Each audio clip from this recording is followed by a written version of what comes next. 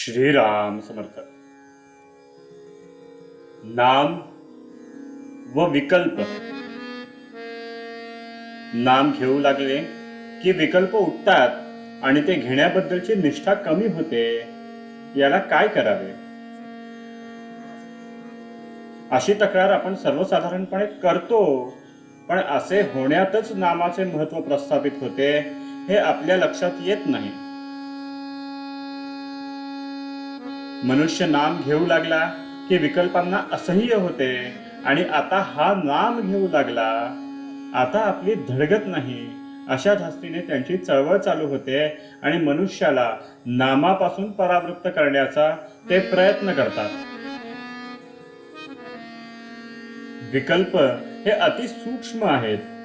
त्यांचे उच्चाटन करायला त्यांच्यापर्यंत पोहोचणारा आणि तितकाच सूक्ष्म असा उपाय पाहिजे.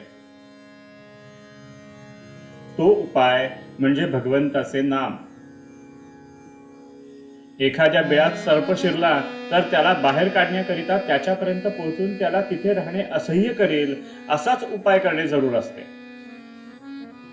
बाहेरून कितीही आरडाओरडा केला तरी त्याचा उपयोग होत नाही. बिळात धूर किंवा गरम पाणी सोडले की तो बाहेर येतो. त्याप्रमाणे नाम घेतले की विकल्प उठतात, म्हणजे विकल्पांच्या मूळ ठिकाणापर्यंत नामाची आत जाऊन पोचली असे ठरते.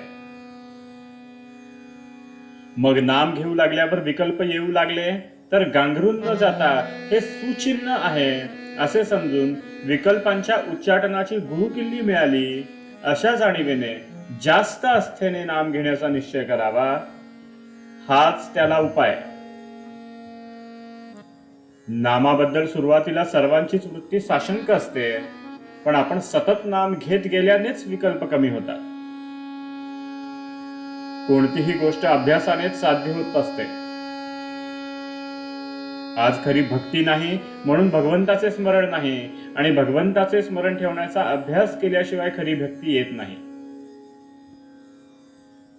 शहाण्या माणसाने उगीच विकल्प न लढविता भगवंताचे स्मरण ठेवायला आरंभ करावा. विकल्प जाऊन भगवंताचे संकल्प उठू लागले की आपले काम झाले. आपण रस्त्याने चाललो की नको ती माणसे भेटायचीच, पण आपण आपले चालणे चालू ठेवावे. तसे विकल्प आले तरी आपण आपले नाम सोडू नये. पण गंमत अशी होते की वाईट मनुष्य भेटला आणि आपण त्याच्याकडे लक्ष द्यायचे नाही असे म्हटले तरी तो मुद्दाम खाकरतो आणि आपले लक्ष वेधतो. अशा वेळी त्याच्याकडे पाहूनही आपण दुर्लक्ष करतो. त्याचप्रमाणे विकल्पांनी आपले लक्ष ओढून घेतले तर नावडीने लक्ष द्यावे, पण आपले नाम सोडू नये. शंका घ्यायचीच झाली तर नाम चालू ठेवून घ्या, म्हणजे ते नामच शंकांचे निरसन करेल आणि विकल्पांनाही हळूहळू पायबंद घालेल. आजचे बोधवचन. पुष्कळ केलेले शंकेने व्यर्थ जाते. आपण नाम सोडणार नाही हे नक्की ठरवले की आपली वृत्ती निशंक होतेच होते. जानकी जीवन स्मरण. जय जय राम.